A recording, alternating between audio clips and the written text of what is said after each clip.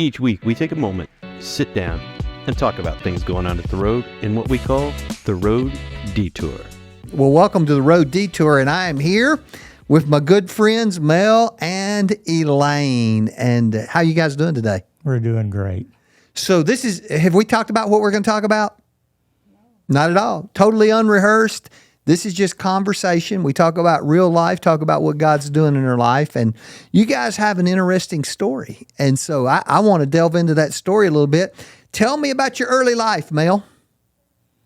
Well, I was wondering why I was even born because I failed the third grade twice. And I had to milk the cows because my brother couldn't milk them if they would go dry. And then I had to wash the dishes and go to school. And so I just wondered why I was even born. But were you born into poverty, Mel? No, I wasn't. My dad was an electrician, but he would go out and work for others during the night. And so I wouldn't see him except on the weekend. Okay. And he always took his brother with me. And I asked him one day, I said, Dad, why don't you teach me the electric trade? And he said, son, I can do it quicker than I can teach you. And that was it. And so... were you the youngest, Mel? No, I was the middle. Middle. My sister was younger than I was. My brother was older by 4 years than I was. Where were you living at the time? I was living in Corpus Christi, Texas. Corpus Christi. And Elaine, tell me about your early life. Oh, I was the youngest of four children. Everyone was grown, and I could have been my sister and her husband's child. There was so much difference in our age. So I was the runt of the family. Okay. But I had good parents. Where'd you guys meet each other? School. Yeah, Corpus Christi? Okay. So y'all were high school sweethearts, junior high sweethearts? That's right. Been married how long now? 65 years. You've been married 65 years. And we would be in the grave if it weren't for the Lord. Yeah. Yeah. So how'd you guys ended up in California at some point. How'd you get to California? My uncle asked me to come out and manage one of his tractor yards. He had 3 tractor yards. And so I told my wife, I said, we are not making it here, and we need to do something different. My brother was out in California making a good living as an electrician. And so I told her we were going to move out to California, and we lived there for 40 years after we moved out. And I was in church, and the pastor was preaching on Malachi, and we were sitting on the front row. My 3 children and I and wife were sitting on the front row, and the devil told him, said, if you preach that, you'll never see them again. But he said, I had nothing else to preach, so I preached on it. I felt so convicted that we started giving 20%. And one day we were going home from church, and I said, honey, I know that it's been kind of hard on you giving 20%. She said, why don't we try 30? Really? And that's our life. The Lord has blessed us. You were going to say something, Elaine. What were you going to say? I hope nobody sees this. Because we don't want anybody to think this is what's required of them. No. This is your story. This is your story. So here's something, and I'm putting this together from memory from things you guys have shared with me. At one point in your life, while you were in California, you told me you were a millionaire. Yes. And then in 1991. Well, tell me how that happened. What decisions did you make? What career were you working? My brother asked me to go to a seminar with him. And so we went to a seminar in Sacramento, and the man was telling that we didn't have enough hours in the day to work to make the money that we needed to make. But he said if you had other people working for you, said you could make it. And so he told about how we could get property and get other people to pay for it by renting. And so we started doing that, and at the age of 39, I quit my job because the government, we had gone up to Sacramento, and they asked us, what do you live on? Because we were showing them everything that we spent. And the Lord has blessed us and given us everything that we have. And it seemed like the more we give, the more He gives. And so we got rentals, and we quit at the age of 39 because we wanted to go back to school and become a contractor so we could build houses, churches. Mel helped on many churches and projects in California, and he was instrumental in doing a lot of the building and helping other churches. And we were able to do this because we had our own income. Stream of income. And so everything that he didn't cost anything. So that was a blessing for us. You were able to give to other people. How many rental houses did y'all have at the height of all this? The height of it was 69. 69 rental houses. And they drove us crazy. Okay, so give me a year frame. That was about what year that you had 69? 1991. Okay, and then what happened? We lost it all. Lost all of it. We bought 30 townhomes on beautiful property in Modesto, and we had Modesto, California, 30 condominiums. Yeah, and we had a pool and palm trees, and we've split them up into 4 lots, and we asked our realtors to go ahead and sell them off, and they came back and said, it's all liened. You don't own them. Oh, there were liens against it all. What happened, we found out that the people we'd bought them from had stolen $900,000 from his mother-in-law. So her and her lawyer came in and liened everything. Okay. And even though we'd bought them Couldn't do with a anything with guaranteed them. title, we couldn't do anything. So we went to a lawyer, and the lawyer said, I'll take them off your hands. And so we gave them to a lawyer on October the 31st. 1991. And I didn't know, because my wife was sick in Texas, if she would even come home. And when she came home, because my grandfather told me, he said, son, all you have in this world is your word. If your word's no good, you're no good. And we were Christians. We didn't want to leave a bad example.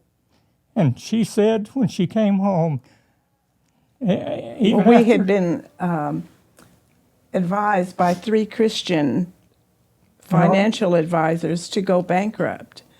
And they said, there's no other way for you. And one of these advisors was a friend we'd had from the time our children were very small and was our Sunday school teacher.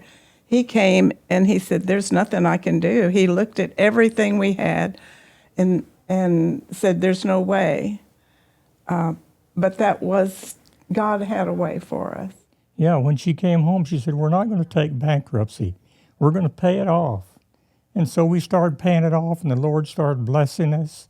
And I look back, and I can't hardly believe what He did.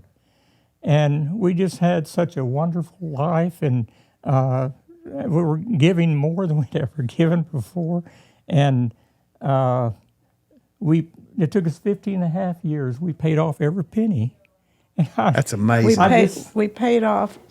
Mel estimates that it was about $2.2 million that we paid off, and it might have been more because we burned those records when they were no longer necessary. Right.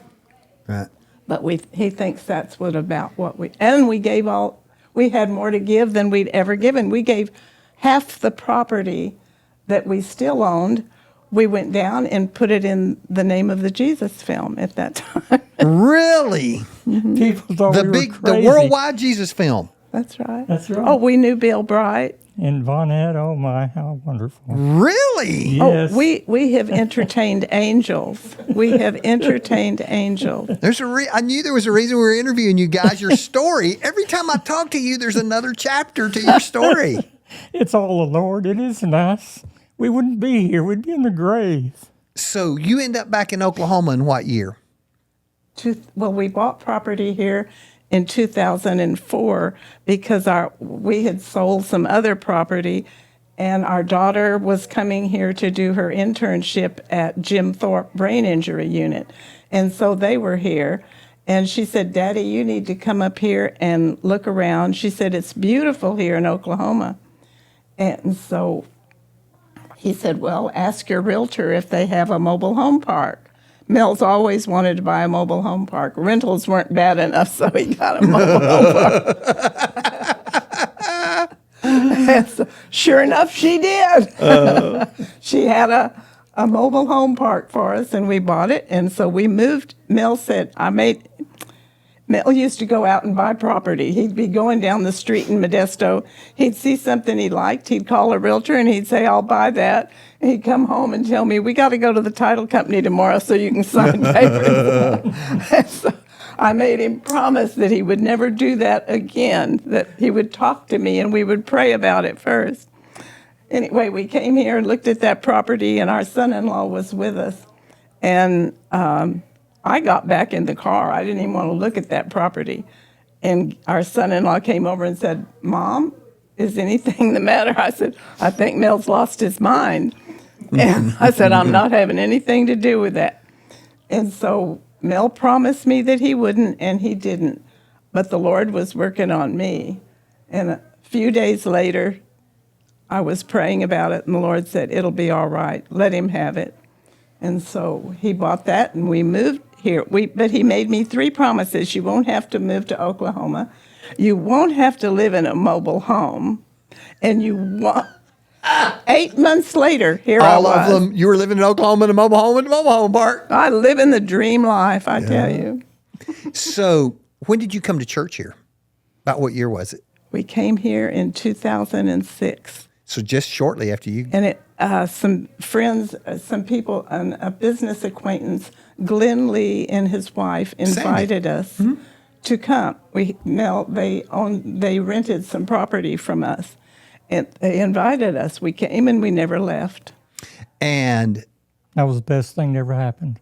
you guys got to meet some incredible people. Lonnie Flynn lived. She is our daughter. Yes. If we could choose a daughter, Those guys are great, aren't they? They are. They're great. And do you know what you say to me every Sunday? Does it ever cross your mind what it is you say to me every time? I love you. That's it? I love you. I'm so thankful that the Lord came to the world to give us a new commandment to love one another as he loved us. That's what it's all about. We live in a crazy world, and people tell you, don't walk up and hug people. You and I hug every time we see each other. And you'll grab me and you'll hug me and you'll say, Pastor, I love you. I love you so much. Yeah. It was worth everything coming to Oklahoma. the whole move, everything that we went through, the Lord was preparing us. And everything that we went through and experienced was worth it to get to this church at that time. Man, that is such a humbling We would statement. go through it again. I don't want to, but I understand that too. I really didn't mean that. But it was worth it, and for us to be here. Spiritually, it has been a magnificent experience. It's wonderful. How can we don't have words to express how gracious the Lord has been to us. Well, one of his acts of grace was bringing y'all to us. Y'all are a blessing. Wow. Sit on the third row every Sunday morning and just loving on people. It's certainly a privilege. Do you remember? Man, let me think. I'm not going to share that. It'll make you uncomfortable if I share it. It was something else you've done that was really sweet, but I feel like if I do share it, that I'd make you uncomfortable, so I'm not going to share that. I would just tell you that, you see stuff like this, and you think, wow, they're just cherry picking certain stories. This is who these people are. There was a reason we invited them and wanted them to come and share their life. If you do not know them, y'all are in the 9:15 service? No, Or y'all move around? Wednesday night. You do Wednesday? But sometimes we double dip. Sometimes you double dip, okay. If you do not know Mel and Elaine, you need to get to know them. All of our time on earth here is limited. How old are you guys now? 85. 85? 81. 81. Heavy emphasis on the one.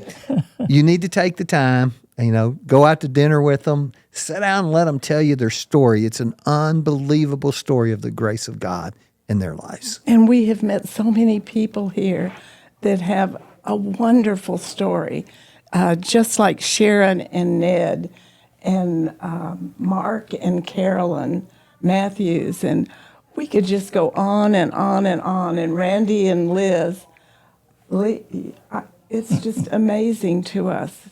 We love this. We call it our family, but our church family. We start every service with the same phrase. We believe the Bible teaches that God created us for relationships. And you guys get that. First and foremost with Him, you love Jesus. And secondly with each other, and you love God's people and your community. And y'all have ministered so well. So many opportunities when you guys did own the mobile home park to minister to people in there. And you guys made the most of it. And God blessed us by letting you come here. Well, I have been blessed to be married to a man of integrity. That has made the difference with our children and grandchildren. We were over playing with our grandchildren last night. What a blessing that our children, we're just blessed. All your kids live in this area? 2 of them do. Okay. One daughter lives in Mississippi, and her husband. Both our sons, we have the most wonderful sons-in-law anyone ever had. We've got fantastic sons-in-law. I just, and I'm going to say this kind of as a wrap up. Life is hard for everybody. Life is hard for everybody. You live long enough, you're going to have some hard times in life. And there'll be people who go through hard times and it just embitters them and it turns them inward and makes them hard. And then there are people who go through things and just as hard things, but how they process it and how they see the hand of God changes how you've had hard experiences in life, right? Your fair share of hard experiences in life. And yet everything that comes out of your lips is a praise to God for how good He's been to you. And I love that. I love that about you guys and appreciate it about you so much. It's all about Him. It is. It is. All right. If you don't know Mel and Elaine, you need to get to know Mel and Elaine. And again, what a privilege it is to sit here. What a humbling thing it is to hear you talk about God blessing you, bringing you here. And we invited you in because you blessed us, right? And the blessing you are to this church. We love you guys. Thank you guys for tuning in to The Road Detour.